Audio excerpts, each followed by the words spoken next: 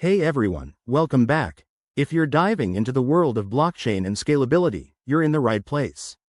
Today, we're tackling how to transfer ETH to ZK Sync in 2025.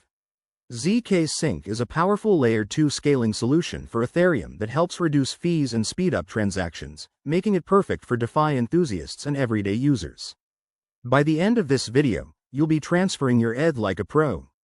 Let's jump right in. First things first, make sure you have the basics covered.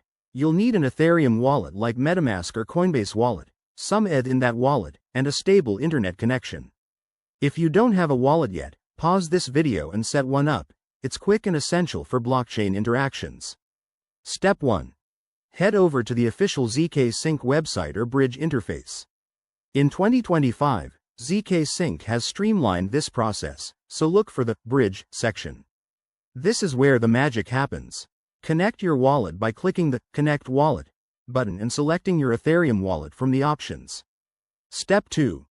Once connected, enter the amount of ETH you want to transfer. Double-check this amount because blockchain transactions are irreversible. You'll see a breakdown of fees. ZK Sync typically has lower gas fees than the main Ethereum network, which is a huge win. Step 3. Review and approve the transaction. Hit the Approve button, and your wallet will prompt you to confirm. This might require a small gas fee on the Ethereum side, so keep an eye on that. Step 4. Sit back and wait. The transfer could take a few minutes to an hour, depending on network congestion.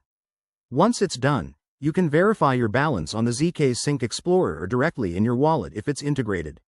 A quick word of caution: always use official links to avoid scams, and never share your private keys. Blockchain is secure, but it's only as safe as you make it. There you have it. That's how you transfer ETH to ZK Sync in 2025. If you found this helpful, give it a thumbs up, subscribe for more crypto tips, and drop your questions in the comments. Let's keep building that Web3 knowledge together. Thanks for watching, and I'll see you in the next video.